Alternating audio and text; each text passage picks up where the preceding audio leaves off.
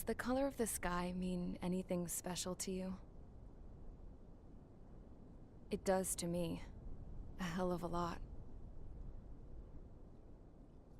When I close my eyes, the sky in my dreams is a deep, dark blue.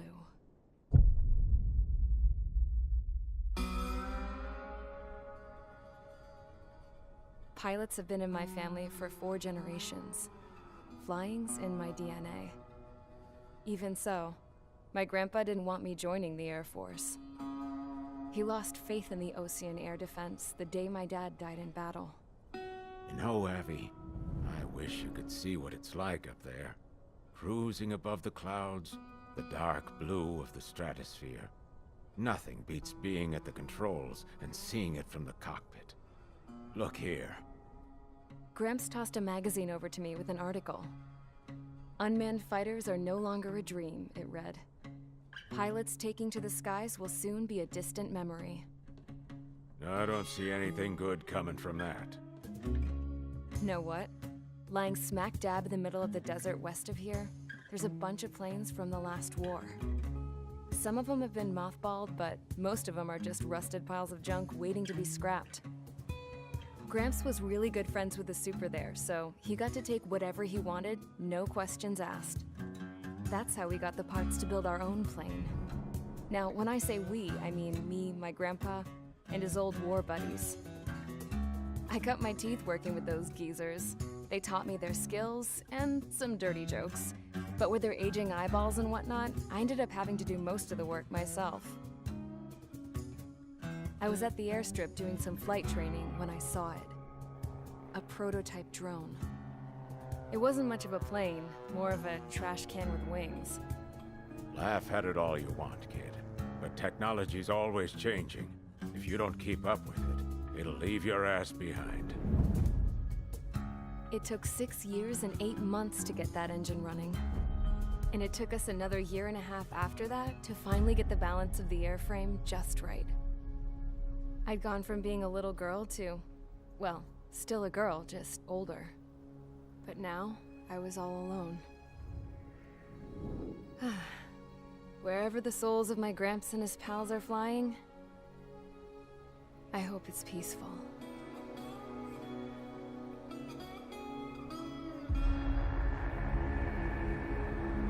Then, finally, I was ready to break the sound barrier. All this plane could do was take off, accelerate, and fly up.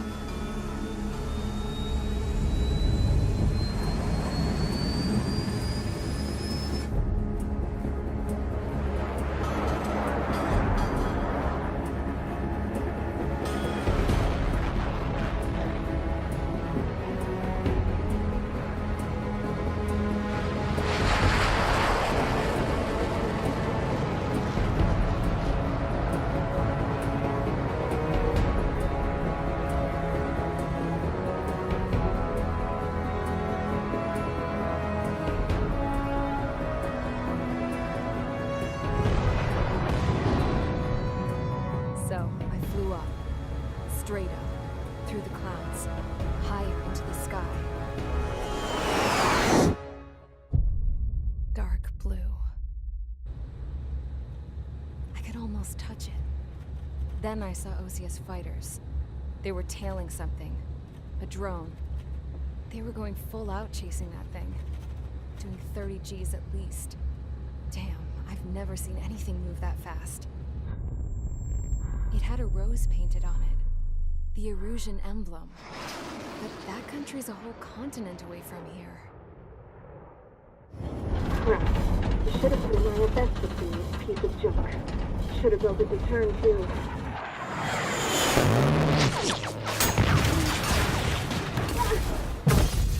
1 p.m. today, the Kingdom of Erusia has declared war on the Ocean Federation.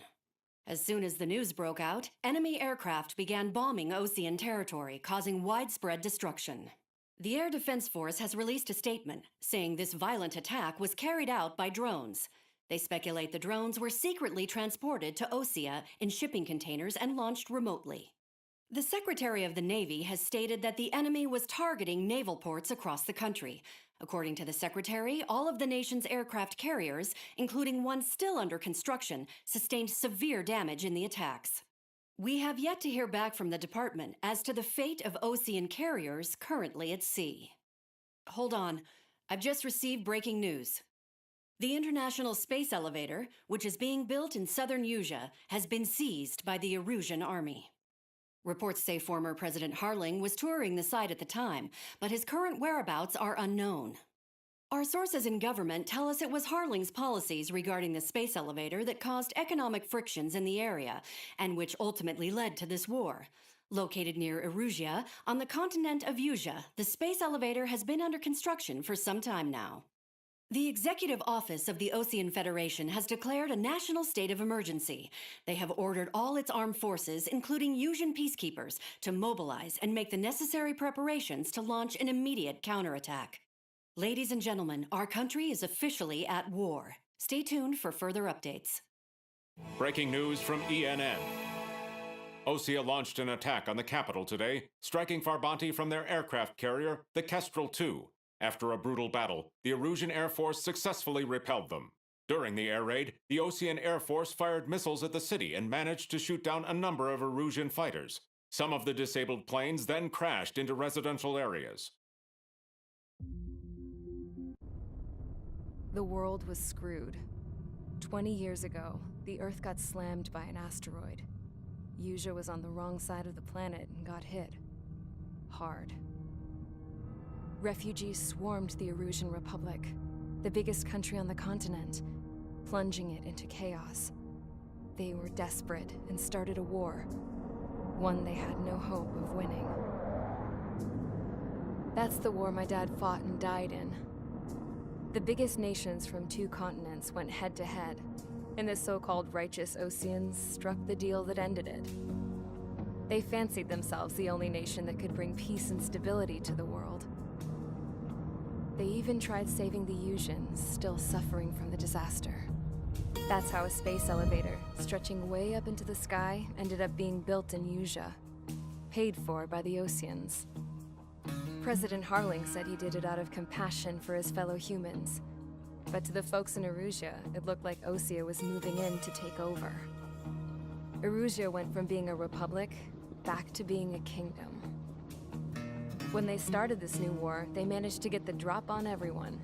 As of 1 p.m. today, The second the declaration hit the news, Erusian forces took control of the space elevator without spilling a single drop of blood.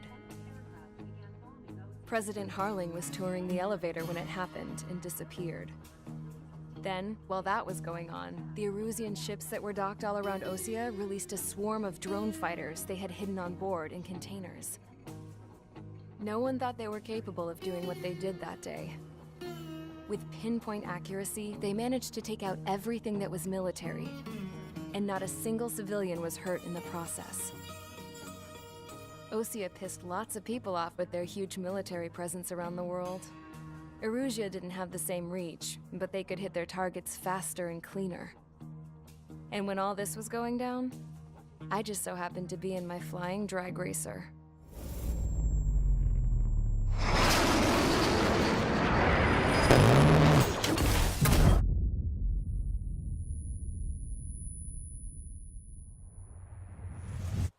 In case you were wondering, yeah, I survived.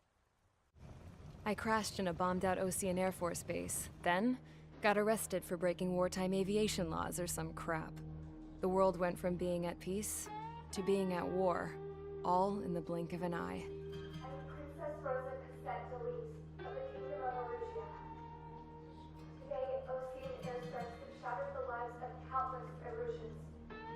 Their attacks practically leveled the school I went to. It is heartbreaking. Tragic. I was tried, found guilty, and stuffed into a cargo ship. For company, I had some court-martialed soldiers. And remember those mothballed planes I told you about before? They were loaded on the ship, too. We headed off down south for several days, and then swung east. That's how I got here. I was thousands of kilometers from Erusia on the opposite side of the Yuzian continent. For a port, it was dull as hell. It had 3 rusty patrol boats, and the base? The fences were topped with razor wire, the tower had a searchlight and machine guns, and a truck with a gun turret was parked in front of the gate. Its gun was aimed at the yard. This was a prison. This place looked like a full-on base, but half the tanker trucks were just big balloons, and the runways weren't even paved, just painted on the dirt. The whole place was just one big fat lie. The only reason I was here is because they knew I'd restored a supersonic plane. They wanted me to make something out of the mothballed planes they brought, that they could park on the fake runway. Can you believe that shit? So, I tried to escape. They found out and set the dogs on me.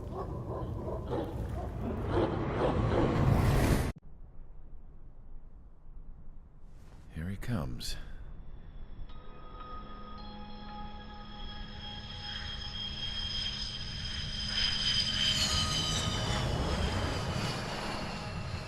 Mihai's looking worse. Thank God he has his granddaughters here to help him out. They're sisters, 15 and 10. Engaging the enemy in combat so we could use his physiological data to improve the drones had always taken a toll on Mihai's body. But today, he was really showing his age. The drones we based on his data were being taken down at a faster rate now compared to when the war began. When Mihai found that out, he insisted on flying to the front lines to see it for himself. Sometimes he could be so stubborn. His age wasn't the only thing affecting his health.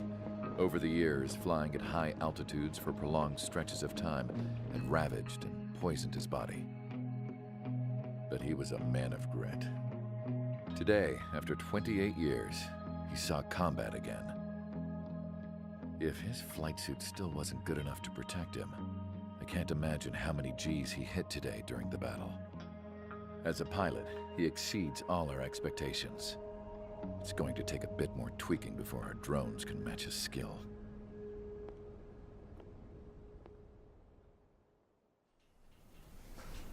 How penal is this penal unit, you ask? This place is a shithole. If you took the stink of all the corruption in the world, then corralled it all in one place, that would give you a pretty good idea of what the air smells like around here. We got all kinds of critters, too. Everything from flea-ridden guards, rabid dogs, and a mechanic doing the stretch for life. I can't forget the rats. Yeah, we got those. And some pilots who got their wings clipped, too. One's a great pilot, but a lousy thief. One's a gambler with no luck. And one's an anarchist with no balls. Their job here was to rev the engines on the fake runways. The idea was for Erusia's spy satellite to pick up the heat sig. Even though there weren't any real fighters here, it looked like it on their infrared. I bet you're wondering, if Erusia lost the war, how come they still have a spy satellite? 'Cause someone over there was smart enough to train a bunch of computer nerds to hack into half of Osia's satellites. That's how come. Every now and again, I'd try to bust out. And every single time, those damn dogs would drag me right back. When I was in my cell, I'd hear this voice coming from the guards room. It was the Erusian princess rallying her people on the Erusian national broadcast. All us prisoners had become big fans of hers. You want to hear something funny? The guards were big fans too. I swear to God, every time she was on the air, they'd turn up the volume on the radio and sit there listening. I could see how someone like her could win the hearts and minds of soldiers and workers alike. When the princess said something, you could tell she meant every word. Lately, she'd been having more fun with her speeches, and that made her seem even more charming. You could say her charm was like a virus. Whenever she'd point out stuff that was wrong with Osia, the prisoners in here went nuts. Hell, if anyone knew how messed up Osia was, it was the prisoners. They'd shout, "Burn Osia down." No way am I just gonna sit here and rot away in this hellhole. Dark blue. Instead of building fake-ass planes to trick Arusia, I'm gonna build one that'll really take off. You can count on that.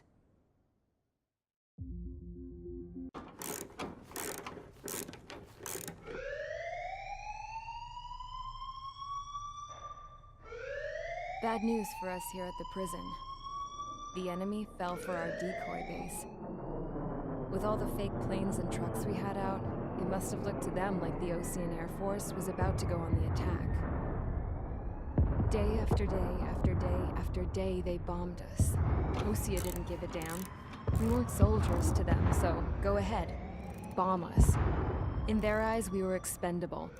Worth less than the fake planes in the bunkers. No biggie. While I made fake planes, they had me put together some working ones. Then, some genius at HQ decided we should send it up, so the base looked legit. Thankfully, we had people to crew them. It didn't matter what we were locked up here for anymore. Top brass needed pilots, and criminals were all they had. A crook, a gambler, an anarchist. Just your typical lowlifes. They threw each one of them in a cockpit and sent them up to intercept the enemy's planes. But in the end, it was all just for show. So, up they went. Day after day after day. Today they tossed someone new into the mix. Wonder what he did to get sent here. My dad died flying for the Osean Air Force. When your allies are surrounded, one of the most dangerous missions is giving them cover to retreat. Whoever signed up for that was a real hero. But even more dangerous than that was being the one who had to cover the rear guard's retreat. That was my dad's job, and one time, he called it off. Said it was too late for him. Said anyone else would have done the same. I found that out from a war buddy of his when he came to tell me how my dad died. The next time a retreat happened, my dad volunteered to be in the rear guard. Dumbass. He died all right. No one came to help. The news nearly broke me. Of all the ways to get killed, that's gotta be the most pathetic one ever. Am I right? There's a rumor going around about another inmate. A guy they brought here a little while ago. Get this, Talk in the cell block says he was sent here because he killed Harling, the president of Osea during the last war, remember? He's the one that sent my dad on that suicide mission. He's the reason I had to go live with my grandpa, and why me and Gramps started building a supersonic jet. He's the reason I ended up here. Maybe I should give that guy a thank you note for killing him. Nah. God, I hate the smell of this place. It's all fake and lies and bullshit. It reeks. Mihai's granddaughters liked to keep to themselves mostly. They were well behaved and possessed a sort of quiet elegance. From time to time, I'd catch myself looking at them, wondering what they were talking about. I'm sure everyone on the base did the same. They were such enthralling creatures. Every night, a crowd would gather around Mihai. They were the men tasked with guarding him in the air. Their jackets all bore the same patch, a relic from a nation that was long gone. Decades ago, during the Age of Expansion, the Kingdom of Arusia absorbed many countries. Theirs was one of them. Mihai asked them, "Yet what is a nation? Can we actually see the physical lines that divide one from another?" People of my generation can no longer speak the language of our homeland. My grandparents always look sad when they see I have no idea what they're saying to me.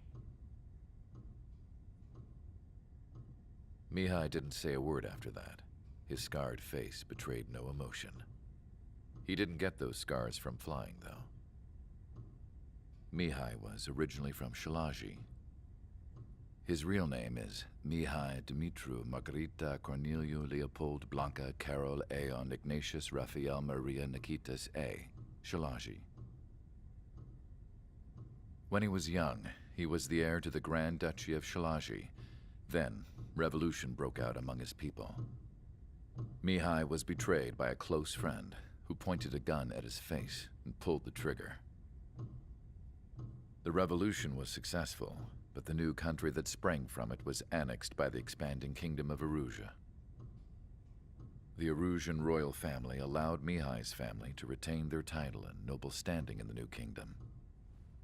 But Mihai surprised them all by signing up for the draft like an ordinary Erusian citizen. He was then accepted into the Air Force Academy by order of the king. Mihai soon became an ace pilot. When the royal family was ousted and Erusea became a republic, he continued his service for the new regime. Test sites soon flourished. One day, a classmate of Mihai's granddaughter visited. I noticed the rose emblem.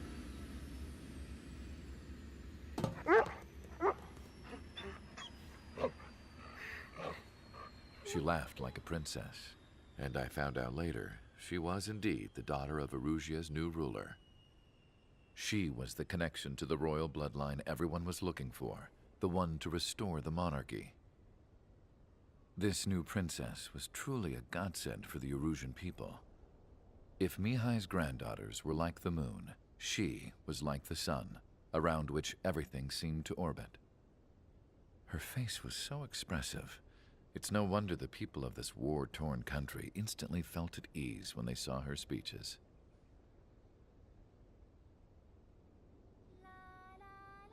They started singing. The pilots of the support plane smiled, even though they wished their nation were independent from hers. Angelic. I wonder how Mihai felt about all of this. It was my job to research his neurological data, after all. I wish I could figure him out. Whatever his feelings were about losing his homeland, he kept hidden, even from me.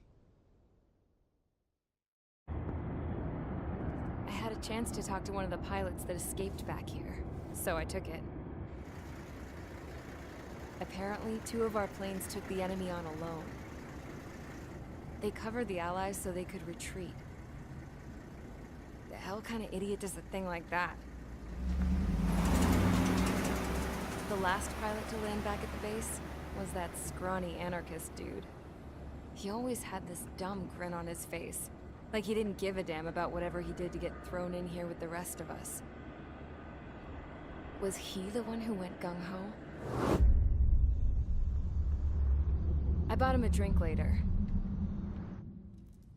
After the usual small talk, I turned the topic around to the mission. For an anarchist, he struck me as a bit weird. Nothing like what I expected. He talked a mile a minute and kept going on and on about library books. Not encyclopedias, those cheesy adventure novels you read in high school. Nothing against those. I like a good story myself once in a while. But I wasn't here to talk books. I remember that day well. Amidst the swirling clouds, a fighter squadron was trying to help its allies reach safety. He's pretty foolish, isn't he? I thought so too. Suddenly, a highly skilled enemy fighter squadron appeared and began picking them off at the edges. One by one, they fell right out of the sky. Although, I guess there was nobody around that was even more foolish to go to their aid then. So you simply watch things unfold from a distance. Yeah. I mean, who would have ever thought that I'd just go and follow them straight into the enemy squadron like that? After what felt like decades, I finally got to the info I was looking for. He wasn't the guy. He said he was just following his wingman's lead and managed not to die somehow. The hero on this mission was the new guy. The one that killed Harling. How did you feel? I'm still kind of shaken up, actually. But you know, I do feel a certain sense of pride, too. He really is foolish, isn't he? Yep, he sure is.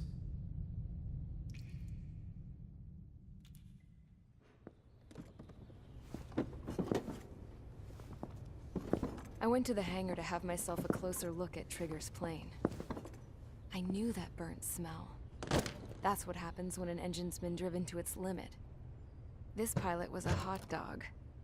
From now on, I was gonna keep my eye on this idiot. From a distance, though. I didn't want to get too tight with someone who was a better pilot than my dad.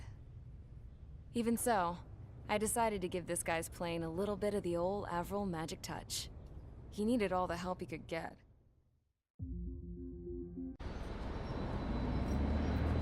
Suddenly, we were being treated like a regular unit. We've been ordered to pack everything up and move the base further inland. We even got a transport plane. The funny thing is, no one here remembers I've got a bum leg and, oh, that I'm not a soldier. Take a look at the map. There's an island on the other side of Usea our Marines landed on. The space elevator's not too far from there. They tell us the airfield's being used as a base to support the elevator. Not sure if I trust that intel. Anyway, the transport plane's gonna drop us there, without any fighters to cover us. Some genius thought we could commandeer the enemy's jets they left in the hangars, and use those to fight. Y'all aren't real soldiers, they said. Any other day we'd be using you lowlifes to go out and dig up landmines. And prisoners don't get guns. You'll just have to make do with whatever we give you and like it.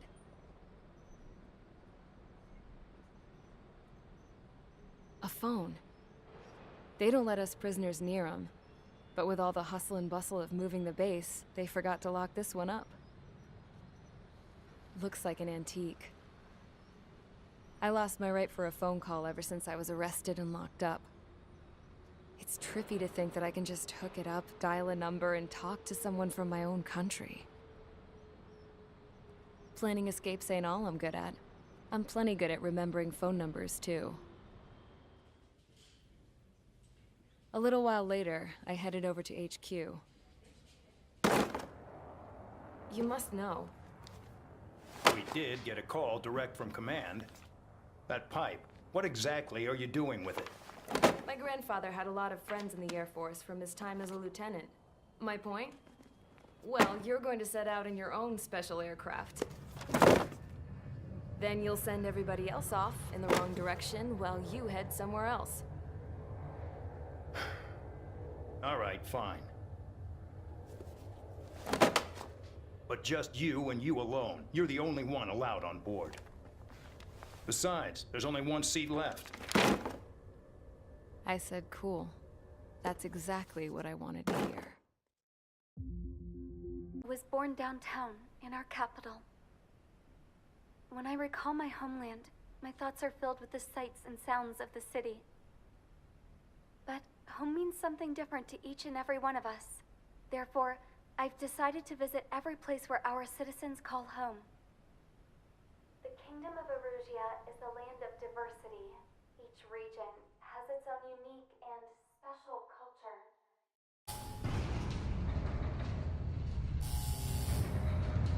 Mihai's second sortie was designed to calculate how his physiology changed under the stress of combat.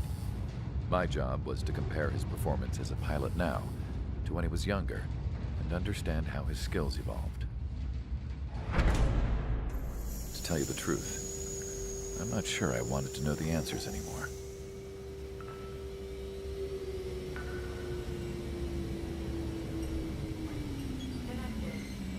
For a man his age, Mihai's body was unbelievably resilient, remarkably flexible. His reflexes were as sharp as they ever were.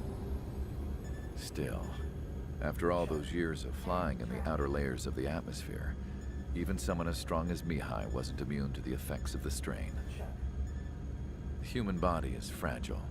It was not meant to handle the excessive amounts of radiation that constantly bombarded the stratosphere. For Mihai's second sortie, we used a flight suit that was still untested. He seemed fine on takeoff, but by the time he landed back at the base, he was clearly a mess. He got caught in a surprise dogfight with an especially stubborn enemy. It took a while for Mihai to bring him down. Suspend mission. suit was ineffective. According to the data, it wouldn't let him fly to his full potential. A new flight suit was made to my exact specifications. When it finally arrived, Mihai's granddaughters glared at me with their disapproval. They blamed me for the pain their grandfather had to keep enduring. But Mihai remained stoic. He wasn't the type of man who cared about anything that happened here on the ground. I wasn't worried about it. I was confident the new suit would protect him thoroughly, so that he could maneuver his plane any way he wanted.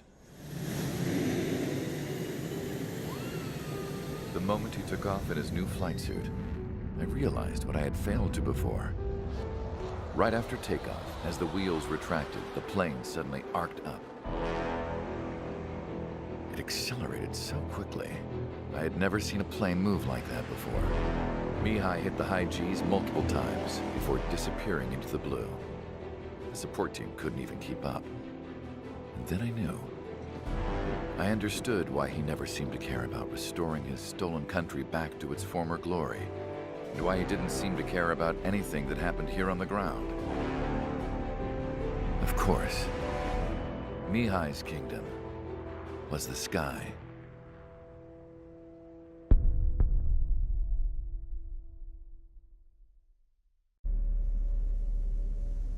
As far as the chaos we find ourselves in these days, it's difficult to say which side pulled the trigger first. Erusia deployed an automatic intercept system with drones. Osea implemented long-range attacks to bypass them. So Erusia decided to sabotage Osea's communications and navigation technology. Erusia couldn't launch a satellite themselves, but they were still able to hack the software of the Osean transmission and navigation systems. Before Osea even noticed, half of their satellites were hijacked. That's when things got ugly. In an attempt to knock out each other's capabilities, both forces launched fighters loaded with anti-satellite missiles at the same time. Only military satellites were targeted. However, their destruction created a debris field in orbit, which wiped out scores of other satellites, both private and government-owned. What kept the world relatively sane up to that point had been free-flowing data and information. But now, those were gone. All that remained was chaos and confusion. Government and civilian broadcasts and transmissions were cut off. The flow of information had ceased. Forces on both sides of the conflict now found themselves unable to communicate with their superiors. Many of the smaller countries annexed by Erusia and yearning for their independence seized the opportunity and started their own uprisings. As for why some of Osea's military decided to break off from the main force and continue on their own, I have no idea. Perhaps there was some sort of dispute over the chain of command. The continent that had once seen wars that were only fought between Osea and Erusia was now full of numerous conflicts between rival leaders vying for power. Insurgencies were everywhere. I even heard a rumor that a group of Osean convicts had rebelled. Rumors. It never ceased to amaze me that even at a crazy time like this, something as trivial as a rumor could find its way here. Communications from corporate were cut off. Apparently, the entire computer network was down. It was a wise decision to make our drones autonomous with AI instead of being radio-controlled. Wise and forward-thinking. Even with their GPS offline, they can still use their sensors to navigate as long as they're working properly. I'm sure the drones are still working perfectly, following their mission orders to the letter. I wish I could upload Mihai's new data to them. But without a connection, I can't upload the software to the active drones. The new ones we're making, though, there should still be enough time to upgrade those before they're activated. I'll be taking the data I've acquired away from the front lines now. Oh, and I'll be taking the girls, too. I told my assistant Masa it was time to get Mihai's granddaughters ready to leave here. She's not much older than the girls, but she has a way about her, and I'm sure she won't have any trouble with them. I saw a plane flying off in the distance. I imagine it was looking for a safer place. The plane had a rose emblem on it.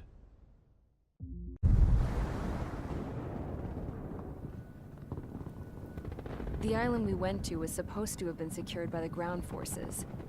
They hadn't gotten a handle on things by the time we got there, so now we were stuck in the middle of a half-assed campaign. My job was to get the planes ready for combat, making repairs and handing them over to our troop of cons. Thing is, the enemy still had the hangars. The comms were still down, so none of us knew what the hell was going on. The last transmission I heard before everything went to shit was that some prisoners from an Osean military penal unit rioted and managed to escape. They stole some jets and now they were flying around, taking out their former allies left and right. I wonder if any units like ours were out here, creeping around.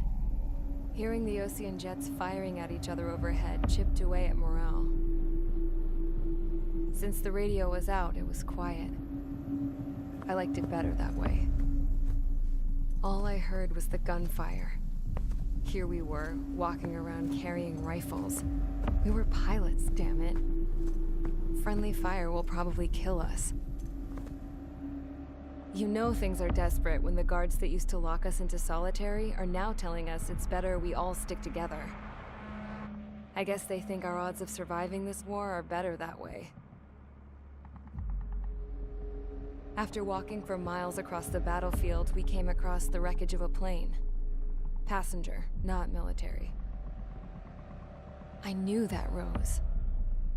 It was an Erusian liaison plane. The guard's dogs smelled something and took off. They led us to a cliff. And the bodies. Today, I lost everything. When Osea attacked our capital, my father, a man who was never really suited to being the king, was killed. I was to be flown out of the war zone to safety, but the plane was shot down by rebels. The entire crew was killed in the crash. Soldiers appeared and one shot at me. My dog went after him and shot him to pieces. He was my best friend. After all those speeches I gave about working together for peace, I thought everyone felt the same as I did.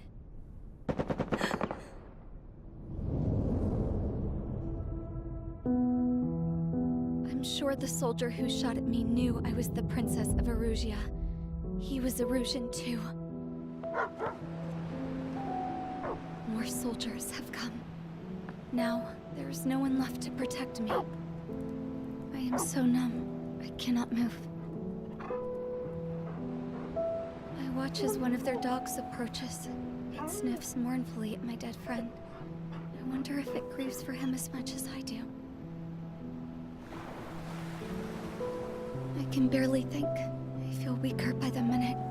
I don't know who these soldiers are with, but I managed to take a sip of the water they gave me. How long have you been here? Somehow, I muster the courage to answer the woman's question. I tell her I've been there 3 days. They gather around me with grim looks on their faces. What would they do if they knew I was the Erusian princess? After searching the cockpit of the plane, the woman who spoke to me before came back to me. This is an air-to-ground tactical radio. It still works! I noticed she walked with a limp. She knelt down next to me and asked her companions to give me some food. And then, very softly, she said, You see, I used to listen to your broadcasts, Your Royal Highness. Just what did you see here? We found a boat, then sailed away from the island. We had to. We didn't belong there. The new guy's name was George. I noticed when the anarchist said his name, he said it with a thick Belkan accent. How did you know that he was from Belka? Well, both my parents were from Belka, so... You never told me that. They say that Belkans are known for their conspiracies. That's just a stereotype. Now, I simply stated my honest opinion and was thrown in jail for it.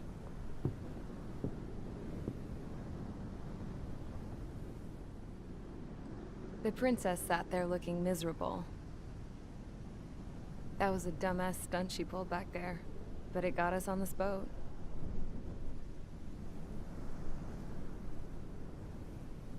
Take a look at that. This ship is heading for a single rope that's hanging down from the sky. Do you know how far the end of that rope reaches?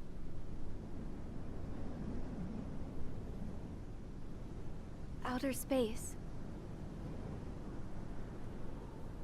No. It is a direct connection to the very potential of mankind itself. Or at least it was until war erupted.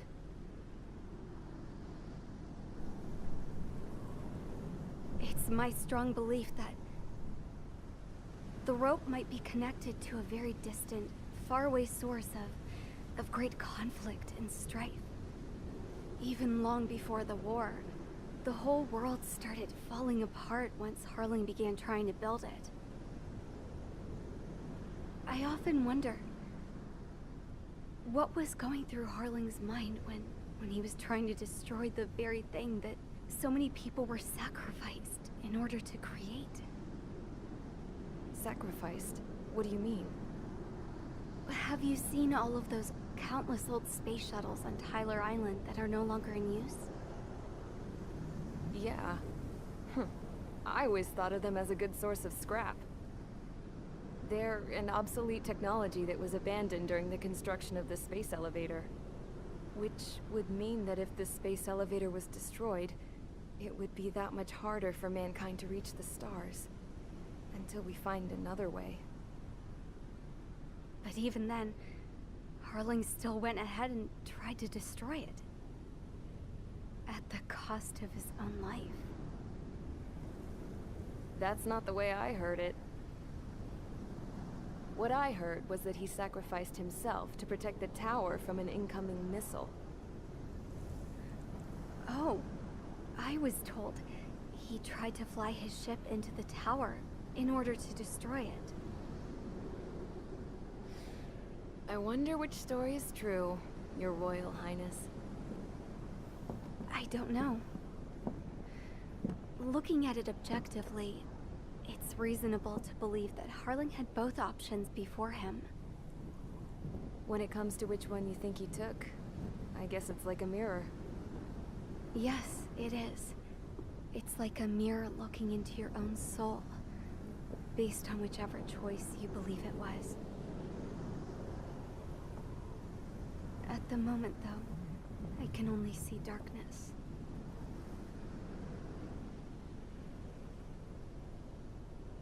I think that thing should be destroyed.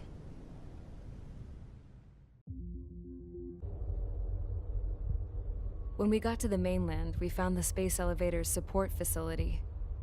I guess this was the factory where they built the gigantic structure the elevator traveled in. There was this little girl sitting in front of a mural. When the princess saw her, she shuddered like she'd seen a ghost. The girl had a stuffed animal. This was the day after the shit went down at Tyler Island.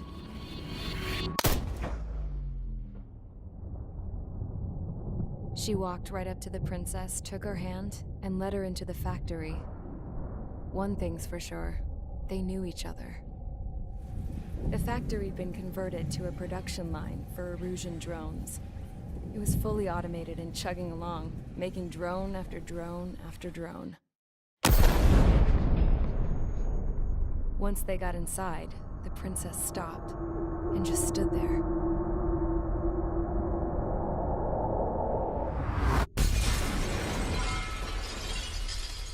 Another girl was there with a man in a lab coat.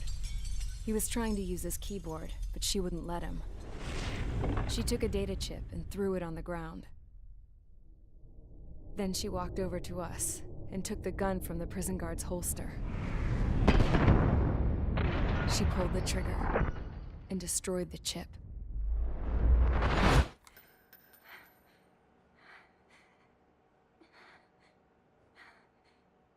Later, I found out that the girl with the gun and the one with the stuffed animal were sisters. They were also the granddaughters of Mihai A. Shalaji, the legendary pilot. Gramps used to talk about him. He said Mihai was the top ace from 2 wars ago. Know any Belkans? Because this guy was a Belkan, and they love to stir shit up. Pitting nations against other nations is a particular favorite of theirs, along with developing hyper-advanced technology. That's right. I'm Belkan, born and raised. My country is gone now. Rather than surrender to its enemy, Belka detonated 7 nuclear weapons on its own soil. My people scattered around the globe, living in the shadows of other countries. We had a new purpose: to breed wars. The theory was that through war, we could achieve our destiny and our revenge. I had just finished inputting Mihai's data when his granddaughter came in. She destroyed the only copy I had of the information I squeezed out of him. The girl loved Mihai. No one knew more than her just how hard I pushed her grandfather for that data, how much I made him sacrifice in the process. I promised his granddaughters that his efforts were not in vain, that it could end this terrible war. But in the end, it only caused more chaos and despair. We were responsible for all this damage, all this tragedy. Now, we were going to pay for it. The Erusians, once our allies, would see to that.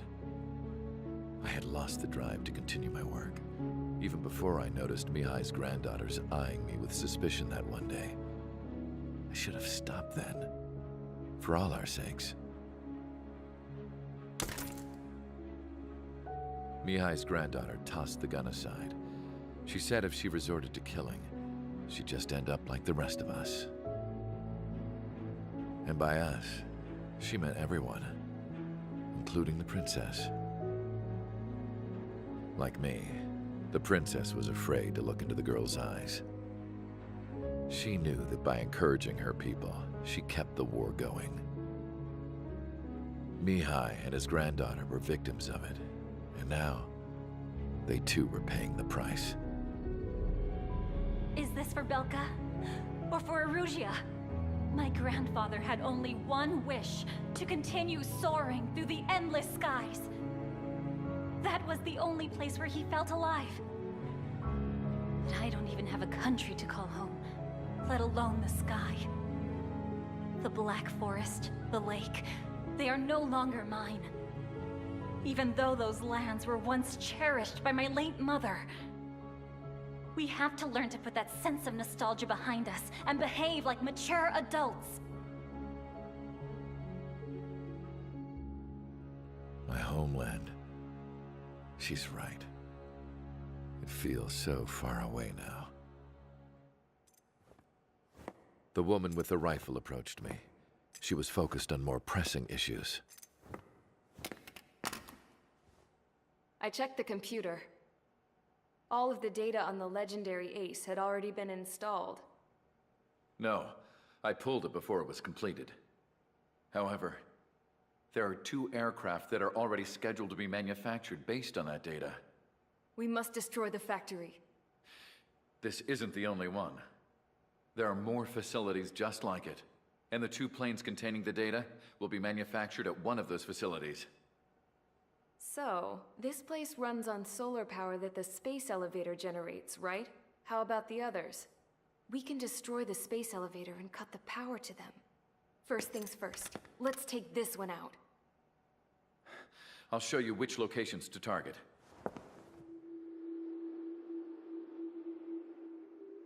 I stood there, thinking about that mural by the factory's entrance. Harling commissioned it to be painted. I realized that in the background, behind the dancing figures, the artist had painted several space elevators. I understand now. The space elevator wasn't designed to exploit Erusia after all.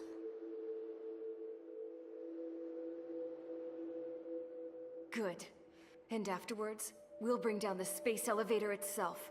No matter why it was built, right now, it's the root of this chaos.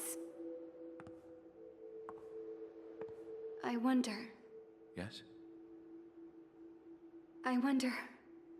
which path you would choose when looking at Harling's mirror.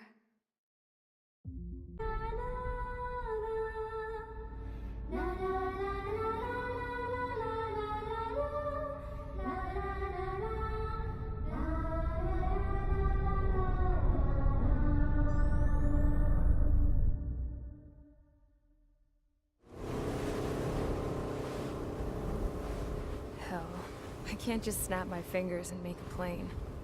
Believe me, I wish I could. Right now, we needed one. Bad. When we were coming over on the boat, I remember seeing an aircraft carrier. That gave me an idea. The Admiral Anderson. The name of an old sailor. When the first drone started attacking, the ship wasn't ready for battle yet. It was still in the dock, getting all rigged up. So they rushed to get her ready. I know about Anderson. In the previous Ocean War, he was the commander of a ship that sent out the last fleet of jets. They say the deck was sloping so bad as it sank, the last plane barely made it off. Those fighters ended the war. That story gives me a little bit of hope, especially at a time like this. We're all in the same boat, like it or not. If this war keeps going on like it is, it'll be the end of everything. The military loaded this thing to the rafters with planes. Some were fighters that were going to be delivered to bases in occupied territory. It was hit before it could complete the mission. Jackpot. The hangars were loaded with goodies. This scrap queen's got work to do.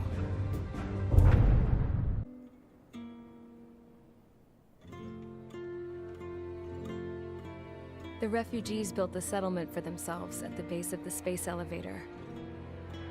A humanitarian mission from Yuktovania airdropped some supplies for them again today. Thanks to the princess, the whole world was pitching in to help these people. Handing out the relief supplies would have been a perfect gig for that anarchist dude. But since he's dead now, the job went to the guy from Belka, George. I guess Tabloid got that new system he wanted in the end.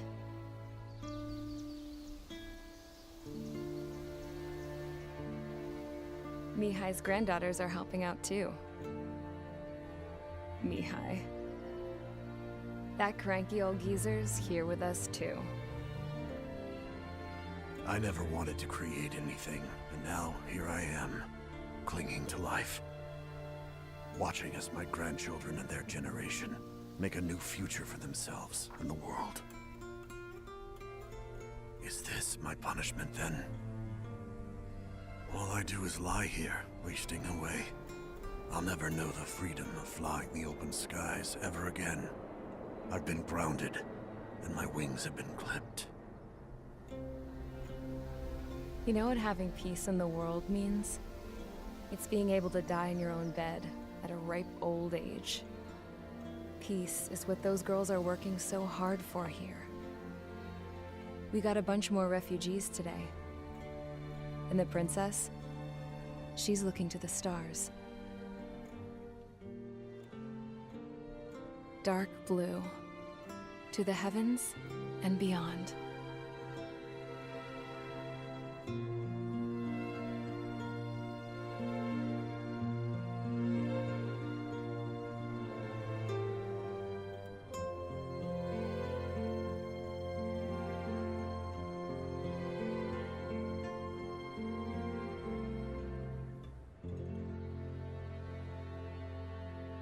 Can you hear me?